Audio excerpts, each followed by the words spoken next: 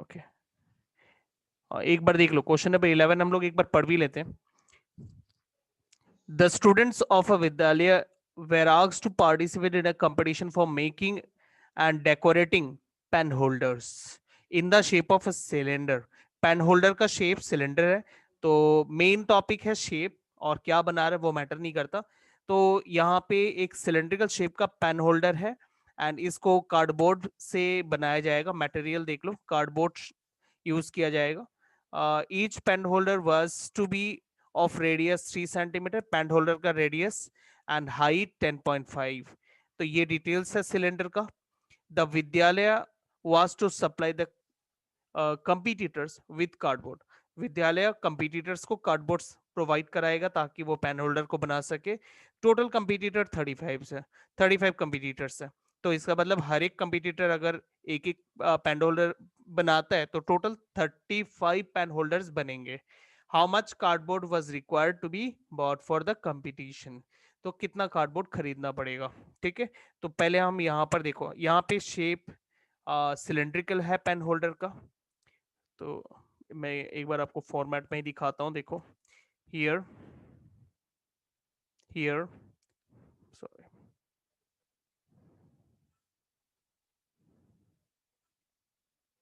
Radius 3 centimetre, height 10.5 centimetre. अभी pen holder cylindrical shape का है. पेन होल्डर सिलेंड्रिकल शेप का है. अब पेन होल्डर आपने देखा ही होगा, पेन होल्डर में नीचे का बेस होता है, नीचे का बेस होता है और ये कर्व सरफेस होता है. राइट, ऐसे कर्व सरफेस होता है. तो कर्व का जो एरिया है उसे हम क्या बोलते हैं, सी एस से बोलते हैं. इसका फॉर्मूला होता है 2 पाई आर और जो बेस होता है वो एक सर्क्यूलर होता है, इसलिए उसका एरिया होता है πr².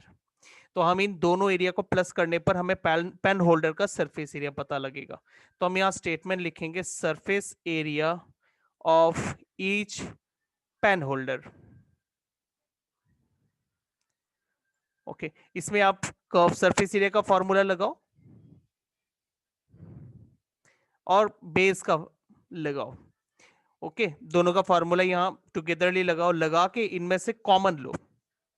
सम थोड़ा इजी हो जाएगा इससे. कॉमन ले लो, πr कॉमन ले लो. कॉमन लेने के बाद फर्स्ट वाले में 2 और h बचेगा और सेकेंड वाले में एक r बचेगा, ऐसे. ओके, पाई का वैल्यू होता है 22/7, कॉपी कर लो.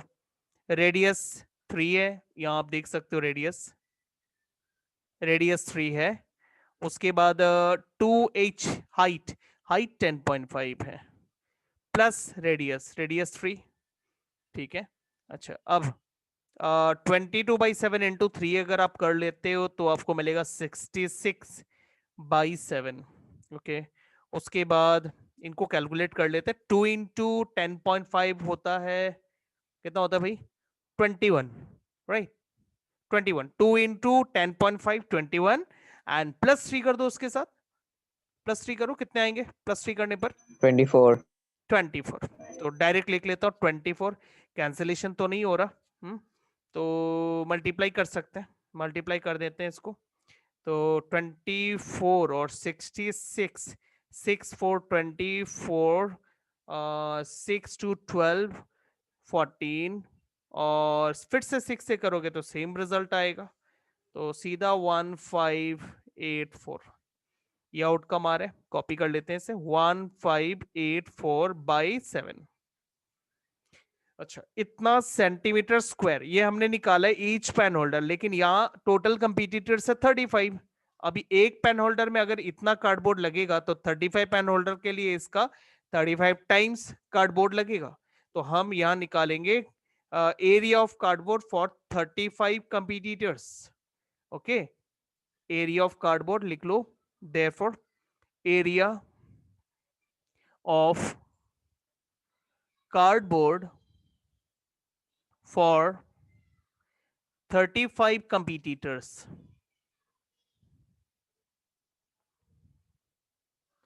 35 competitors. तो 35 के साथ आप एक पेन होल्डर का एरिया मल्टीप्लाई कर दो, उससे पता लग जाएगा कि 35 कंपटीटर्स के लिए कितना कार्डबोर्ड लाना होगा, क्योंकि एक पेन होल्डर का अगर एरिया इतना होगा तो कार्डबोर्ड भी इतने एरिया का लेना पड़ेगा, और 35 कंपटीटर्स के लिए फिर उसका 35 टाइम्स लाना पड़ेगा।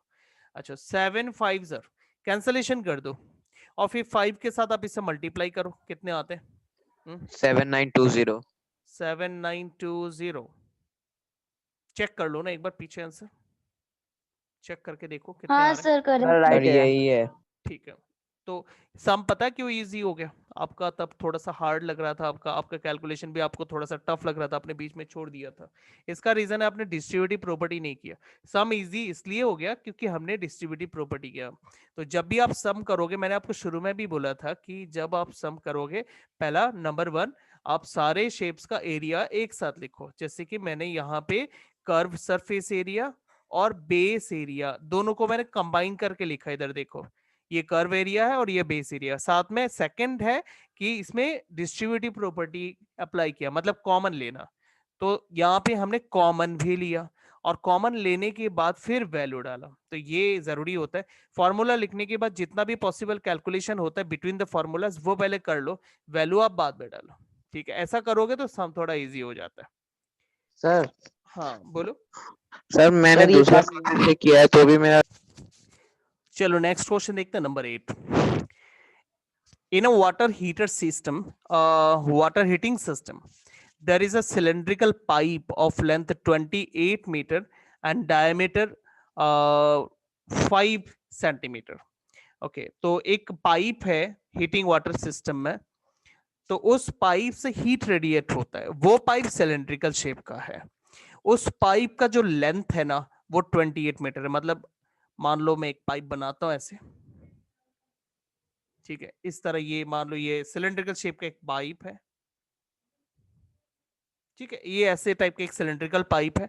इसका जो लेंथ है वो 28 मीटर है। मतलब अगर मैं इसको लेंथ बोलूं तो ये सिलेंडर का हाइट भी होगा। हाँ, ये सिलेंडर का हाइट हो गया। अच्छा, इस सिलेंडर का डायमीटर यहाँ पर है 5 सेंटीमीटर। ओके, ये डायमीटर हो गया। ठीक है, ये सिलेंडर का डायमीटर हो गया। अच्छा, अब यहाँ पर ये जो सिलेंडर है इसका जो सरफेस है ना, ये सरफेस है, ये सरफेस हीट रेडिएट करता है। ठीक है, तो हीट रेडिएटिंग सरफेस का आपको एरिया निकालो, वो भी टोटल रेडिएटिंग सरफेस का। अब टोटल बोलने के साथ साथ आपके दिमाग में आता होगा शायद हमें टॉप, कर्व और बॉटम तीनों का निकालना होगा, बट ऐसा नहीं है। अगर ये पाइप है, इसका सरफेस हीट रेडिएट करता है, तो देखो ये पार्ट से तो पानी अंदर जाएगा और उस पार्ट से पानी बाहर निकलेगा। तो ये दोनों एंड तो ओपन होना पड़ेगा ना, ये सरफेस क्लोज होने से पानी अंदर बाहर कैसे जाएगा? इसलिए ऊपर का सर्कुलर फेस और नीचे का सर्कुलर फेस ओपन होना पड़ेगा। ठीक है, वो सरफेस पानी आने जाने के लिए ओपन रखना पड़ेगा, वहां से हीट रेडिएट नहीं होगा। हीट रेडिएट होगा इसका कर्व सरफेस से। ओके, आया समझ में? इसलिए टोटल रेडिएटिंग सरफेस जानने के लिए आप इस हीटिंग सिस्टम का सिर्फ कर्व सरफेस एरिया ही कैलकुलेट करो। ओके, तो चलो मैं एक बार आपको ये नंबर करके दिखाता हूं। देखो लेंथ हो गया 28 मीटर और डायमीटर है 5 सेंटीमीटर। तो एक बार नोट करते हैं।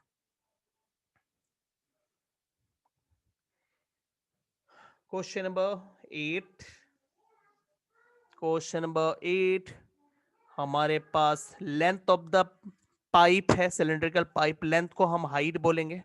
ठीक है, 28 मीटर है ना, और डायमीटर 5 सेंटीमीटर, बट रेडियस चाहिए हमें, तो डायमीटर का आधा कर दो ये। ओके, अच्छा, और अब हम निकालते हैं। लेकिन एक बात, हाइट मीटर में है, रेडियस सेंटीमीटर में, तो बात नहीं बनेगा ना। तो आप एक काम करो, इसमें इसको सेंटीमीटर कर देते हैं। या फिर आप इसको मीटर में भी कर सकते हो, वो आपका मर्जी, आप किसको क्या करना चाहते हो। तो एक बार हम इसको कर लेते हैं सेंटीमीटर में। तो सेंटीमीटर करने के लिए क्या करना होता है? इंटू 100। हाँ, तो ये सेंटीमीटर बन जाता है 2800 सेंटीमीटर। और अब आप सरफेस एरिया निकाल सकते हो रेडिएटिंग सरफेस का। तो therefore surface area of heat radiating surface radiating surface equals, मैंने क्या बोला था, सिर्फ कर्व सरफेस एरिया। क्यों बोला था? क्योंकि इसका जो टॉप और बॉटम है, एक बार फिर से देखे डायग्राम, ये देखो, top face, top circular face और बॉटम सर्कुलर फेस पानी आने जाने के लिए ओपन है, इसलिए हम सिर्फ कर्व सरफेस एरिया को ही कैलकुलेट करेंगे रेडिएटिंग सरफेस के तौर पे, ठीक है। इसलिए हम अभी सिर्फ कर्व सरफेस एरिया कैलकुलेट करते हैं। तो कर्व सरफेस एरिया का फॉर्मूला होता है 2πRh। तो हम वैल्यू डालते हैं अब, क्योंकि इसमें तो फॉर्मूले इसके बीच में कैलकुलेट करने के लिए कुछ भी नहीं है ना। रेडियस डालते हैं 5/2, रेडियस 5/2, और हाइट जो कि 2800 है। कैंसलेशन तो कर ही सकते हैं, ये 2 और ये 2 काटो, 7 से 2800 काटोगे ना तो 7 4 28 होता है, और साथ में 2 0 लगा दो। ओके, अब सारा कैलकुलेट कर दो, सारा कैलकुलेट करोगे तो कितने आएंगे? 522 कितने होते हैं? इतने ना, 5 इंटू 22 110, और साथ में इतना, ओहो मैंने एक जीरो ज्यादा लिखा, 2 जीरो आएंगे। अब मल्टीप्लाई कर देते हैं, 44, ओके 44,000। लेकिन ये तो यूनिट सेंटीमीटर स्क्वायर है। एक बात बताओ, सेंटीमीटर स्क्वायर में ये फिगर बहुत बड़ा है, ठीक है, सेंटीमीटर के अकॉर्डिंगली ये फिगर बहुत बड़ा है, इसलिए आप इसे ना मीटर स्क्वायर में कन्वर्ट कर लो। मैंने आपको सिखाया था, हाँ याद है, सेंटीमीटर से मीटर। Yes, sir. ये बताओ कौन सा रूल लगेगा सेंटीमीटर से मीटर, याद है आप लोगों को? SBD। SBD. एसबीडी याद है। और डिफरेंस कितना है दोनों के बीच में? 100. 100 का। 100. 100। अच्छा, अब अगर मैं बोलूं कि भाई मुझे सेंटीमीटर स्क्वायर से मीटर स्क्वायर करना है, तब क्या होगा? रूल तो वही रहेगा ना, एसबीडी रहेगा। Sir, 100 into 100, हाँ 10,000. राइट, तब 100 इंटू 10,000। 100 मतलब 100 का भी स्क्वायर हो जाएगा। अगर क्यूब होता तो 100 का भी क्यूब हो जाता, इस तरह से काम करता है ये चीज। तो हम देखो, एसबीडी का मतलब है डिवाइड करना, स्मॉल टू, देखो एसबीडी मतलब स्मॉल टू बिग डिवाइड, तो हम डिवाइड करते हैं इसे 100 स्क्वायर से, मतलब 10,000 से। तो 44,000 डिवाइडेड बाई 10,000, 100 का स्क्वायर होता है 10,000। ओके, ये अब 4.4. बन गया मीटर स्क्वायर, हाँ एकदम 4.4, इसका जवाब हो गया 4.4। तो 4.4 मीटर स्क्वायर रेडिएटिंग सरफेस का एरिया, मतलब इतने सरफेस से हीट रेडिएट हो रहे हैं, ठीक है।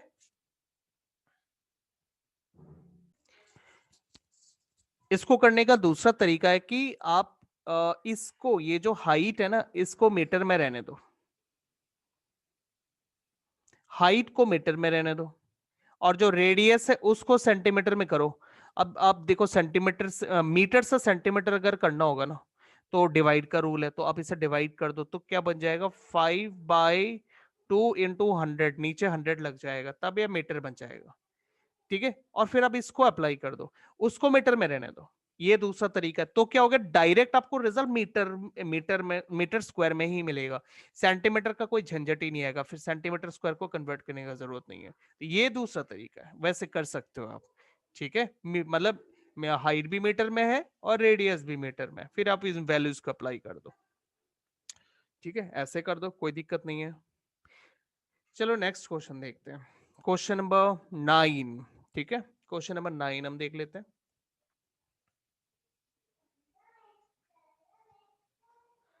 हाँ, नंबर 9 में क्या है देखो, द लेटरल और curve surface area of a closed cylindrical petrol, देखो closed cylindrical petrol storage tank that is 4.2 in diameter and 4.5 metre height.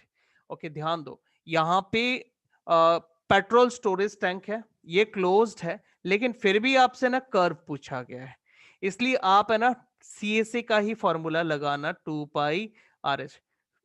Tank लेकिन क्लोज्ड है, इन्होंने क्लियरली मेंशन किया, जो सिलेंड्रिकल पेट्रोल स्टोरेज टैंक है वो क्लोज्ड है, इधर आप देखो क्लोज्ड है, लेकिन फिर भी आपसे कर्व पूछा गया, इसलिए आप क्लोज्ड का फॉर्मूला मत लगा देना, आप कर्व ही निकालना, 2πRh। ओके, तो हम इसमें डिटेल्स पहले नोट कर लेते हैं। देखो यहाँ पे डायमीटर 4.2 मीटर है और हाइट 4.5 है, नोट करते हैं एक बार। Question number 9, here radius sorry diameter हमें दिया है 4.2 मीटर, तो हम इससे रेडियस निकाल सकते हैं, इसका आधा कर दो डायमीटर का 2.1 एंड हाइट 4.5 मीटर। एक बार डबल चेक कर लेते हैं, ठीक है। तो डायमीटर 4.2, तो रेडियस 2.1 और हाइट 4.5, और हमें बोला गया फाइंड द लेटरल और कर्व सरफेस एरिया। ओके, एक ही बात है, लेटरल बोलो या कर्व सरफेस एरिया बोलो। तो फ्लैट होने से हम ज्यादातर लेटरल वर्ड यूज करते हैं, कर्व होने से लेटरल वर्ड हम कम यूज करते हैं, हम सीधा कर्व ही बोलते हैं उसको। तो हम निकालते हैं curve surface area of the tank, of the tank. Okay, and cylindrical होने की वजह से फॉर्मूला हम लगाएंगे 2πRH। अब इसमें वैल्यू डाल देते हैं, 2π की वैल्यू 22/7, रेडियस 2.1, बहुत अच्छा नंबर है 2.1, ठीक है, क्योंकि 7 से कटता है ना इसलिए, एंड हाइट 4.5। ओके, 7 से जब हम 2.1 को काटेंगे तो हमें मिलेगा 0.3। ओके, अब एक बार मैं 2 और 4.9 पहले मल्टीप्लाई, सॉरी 4.5 पहले करता हूँ। 2 इंटू 4.5 होता है 9, है ना, और 22 इंटू 0.3 होता है 6.6। सही है ना, चेक करो, सही है ना। 9 6 Yes, sir. 54, 9 6 Sir, फिर से 54, 59.4. 59, हाँ एक डिजिट डेसिमल डालते हैं तो 59.4 इतना मीटर स्क्वायर। देखो, एरिया निकल गया, कर्व सरफेस एरिया। अच्छा, अब अगला सवाल देखो, इसका सेकेंड पार्ट क्या है, स्टोरी पढ़ते हैं। How much steel was actually used if 1/12 of the steel actually used was sorry 1/12 of the steel actually used was wasted in making the tank. Okay, एक मिनट, हाँ, ओके चलो continue करते हैं। तो सवाल है, इस टैंक को बनाने में, जो पेट्रोल स्टोरेज टैंक है उसको बनाने में एक्चुअली कितना स्टील यूज हुआ है, क्योंकि जितना एक्चुअली स्टील आपने यूज किया उसका 1/12 वेस्ट हो गया। 1/12 वेस्ट होने के बाद जितना बचा हुआ वही आपको अभी पेट्रोल स्टोरेज टैंक में मिलेगा, ठीक है।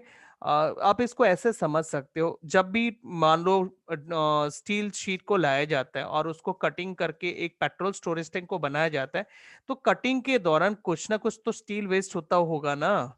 जैसे आप शर्ट बनाते हो ना, टेलर के पास जब शर्ट का कपड़ा पहुंचता है तब टेलर उसको कटिंग करता है शेप्स प्रोवाइड करने के लिए, और कटिंग के दौरान कॉर्नर्स कट हो जाते हैं, कट होके वो बेकार हो जाते हैं, हाँ उसको कट करके फेंक देते हैं, और जो शेप किया हुआ कपड़ा है उसी को सिलाई करके वो शर्ट बनाता है ना। ठीक वैसे ही इसको भी कटिंग करने के लिए, जैसे मान लो कोई रेक्टेंगुलर शेप लाया, उसमें से यहाँ पे एक दो सर्कुलर पीस कटिंग करेंगे और एक और रेक्टेंगुलर शीट कट करेंगे, रेक्टेंगुलर का कर्व सरफेस एरिया में फॉर्म कर देंगे और दो सर्कुलर फेस को एक ऊपर लगा देंगे एक नीचे लगा देंगे, ठीक है, एक ऊपर लगा देंगे एक नीचे, और ये जो सिलिंड्रिकल पार्ट है इसको फोल्ड कर देंगे, तो मतलब सिलिंड्रिकल टैंक बनता है। तो इस तरह सर्कल्स तो काटे जाते हैं, और जो साइड साइड में वेस्टेज होता है उसी वेस्टेज की बात हो रहा है। मतलब जितना आपने एक्चुअली स्टील को परचेज किया उसका 1/12 वेस्ट हो गया। अभी 1/12 वेस्ट होने के बाद जो बचा हुआ है वही आपको क्लोज सिलिंड्रिकल टैंक में मिलेगा।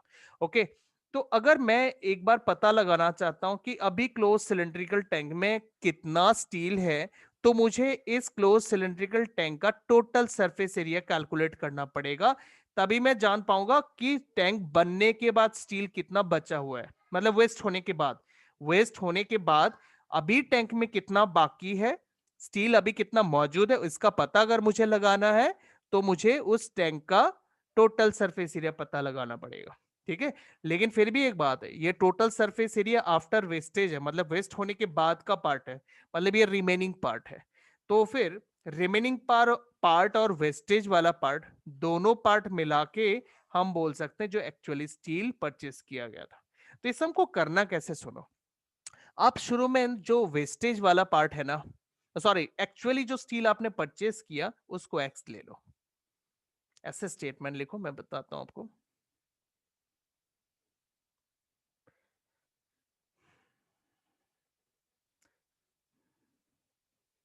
Late the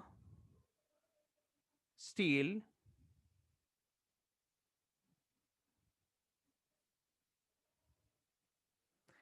actually used be x metre square. मान लो इतना स्टील एक्चुअली आपने यूज किया, ठीक है, तो हम वेस्टेज निकाल लेते हैं, वेस्टेज, ठीक है। तो वेस्टेज कितना बताएगा, जितना यूज किया उसका 1/12 of this x metre square. तो क्या बन जाएगा, x/12, राइट। अच्छा, अब अगर जितना आपने लिया अकॉर्डिंग टू क्वेश्चन, या एक काम करो आप, है ना, टैंक में अब भी कितना स्टील है, मतलब टैंक बन जाने के बाद, जो पेट्रोल स्टोरेज टैंक है वो बन जाने के बाद उसमें अभी स्टील कितना है वो पता लगाना है, तो आप उसको उसका टीएसए कैलकुलेट करना पड़ेगा। तो एक बार पहले हम टीएसए निकाल लेते हैं, ठीक है। तो टीएसए का फॉर्मूला होता है कर्व सरफेस एरिया और टॉप का सर्कुलर एरिया, है ना। मैं एक बार टैंक बनाओ इधर, ये टैंक,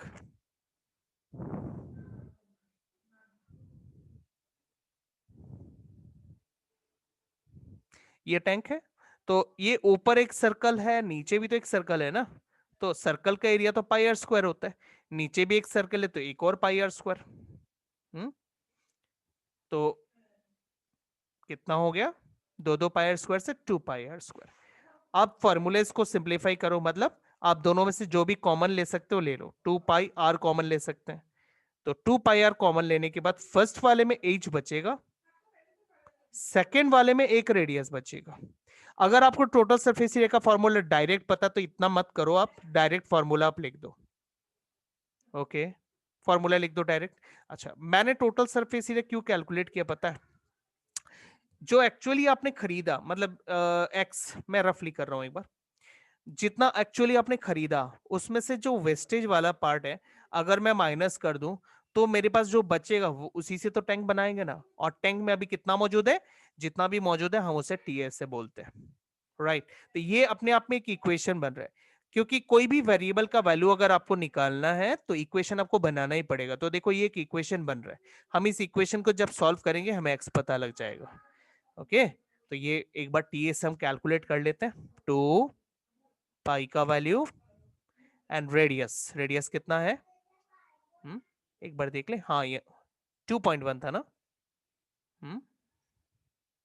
यस सर। एक बार देख लेते हैं ना, ये देखो रेडियस है 2.1, हाइट है 4.5, ओके। तो हमें जरूरत पड़ेगा ये वैल्यूज अभी, तो हाइट में हम डालते हैं 4.5, रेडियस है 2.1, ओके। अब कैलकुलेट करते हैं, देखो ये 7 से 2.1 कटेगा ना, तो 0.3 आएगा, 0.3 इंटू 22 होता है 66, और भी पॉइंट के साथ लिखोगे तो 6.6, 6 पॉइंट इंटू 2 करो, कितने आते हैं,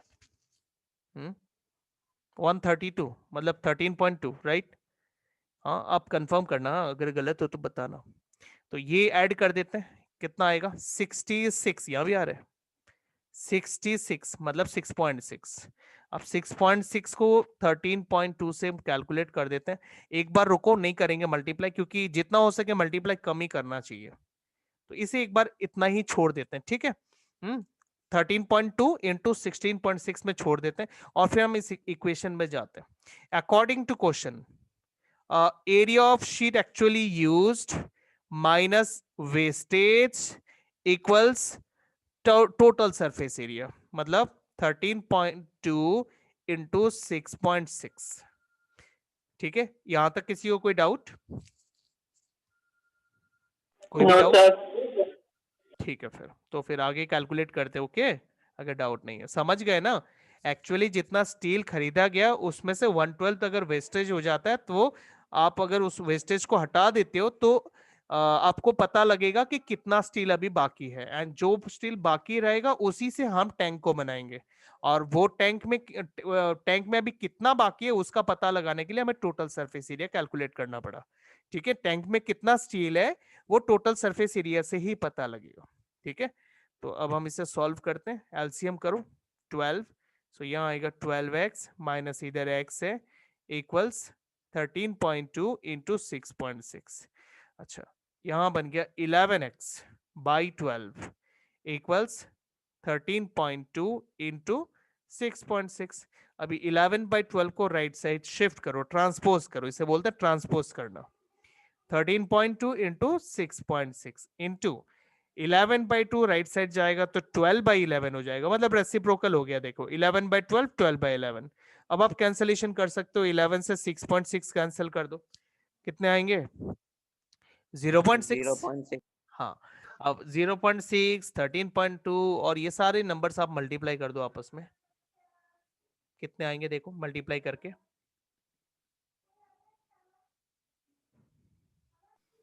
ठीक है, तो ये आ रहा है आउटकम 95.04 इतना।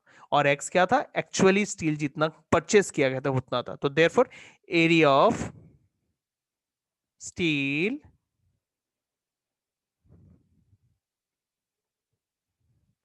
actually used is 95.04 metre square. ये हमारा आंसर आ गया। ठीक है, ये देखो पूरा सम 9 का 2। ओके, कॉपी कर लो।